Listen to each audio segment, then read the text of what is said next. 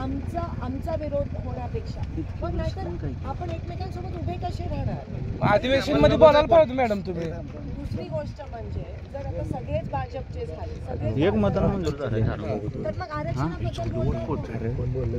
ऐका ना. आणि अधिवेशन तुम्ही म्हणताय, तुम्ही बघता का युट्यूबवर लाईव्ह किती वेळा आम्ही बोलतो? बघता मॅडम.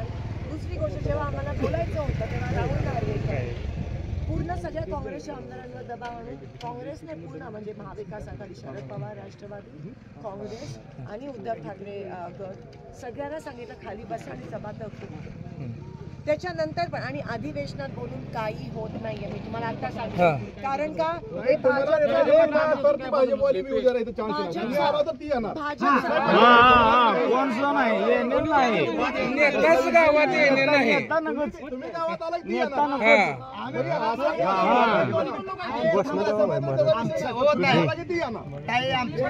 हे सुरुवात एक म्हणणं आहे, SIT चौकशी लावली आहे गृहमंत्र्याला, मुख्यमंत्र्याला, ती तुम्ही एक पत्र द्या आम्हाला, SIT चौकशी रद्द करा म्हणून मुख्यमंत्र्याला पत्र आला. 2 मिनिट. आणि आमची दुसरी मागणी, 50 वर्ष झालं तुम्हाला आम्ही मतं टाकतो, मग काँग्रेस असेल, शिवसेना असेल, भाजप असेल, पण सगळे पक्ष आम्हाला 50% आत OBC ह्या आरक्षणात तुम्ही आम्हाला पत्र द्या. ही पत्र ऐका 2 मिनिटं.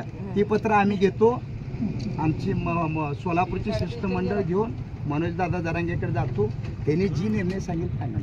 तर ह्या पत्राबद्दल SIT चौकशीचं पत्र आणि 50% बद्दल आम्ही असा प्लॅन करतोय पक्षाकडून की पक्षानेच पूर्ण ठराव करून एक पत्र काढणार आहे. मी खरगेजी, नाना पटोलेंची ऑलरेडी ह्या बाबतीत आम्ही सगळेच बोललो काँग्रेसचे आमदार. तर लवकर 2-3 दिवसात आता इंडिया मोठा मेळावा पण आहे इंडियाचा, म्हणजे आपलं इंडिया 17 तारखेला मुंबईत, तर त्यामध्ये ते जाहीर पण होणार आहे. ते लवकरात लवकर ती झाल्यावर जाहीर झाल्यावर मॅडम तुम्ही गावदौरा चालू करा. तोपर्यंत करूच नका ना, तोपर्यंत करू नका. तो जाहीर झाल्यावर करा गावदौरा.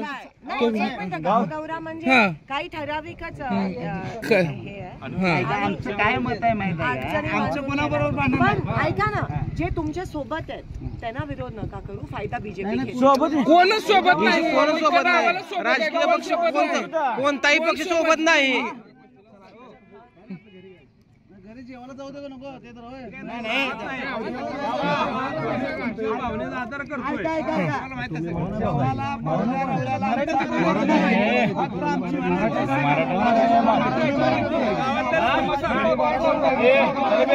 मराठ्याचा असला तर घरी येऊ नका.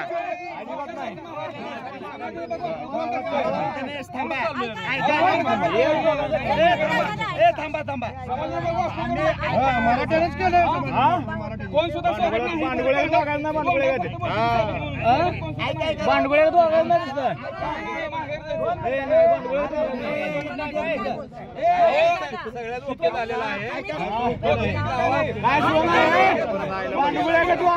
आपल्या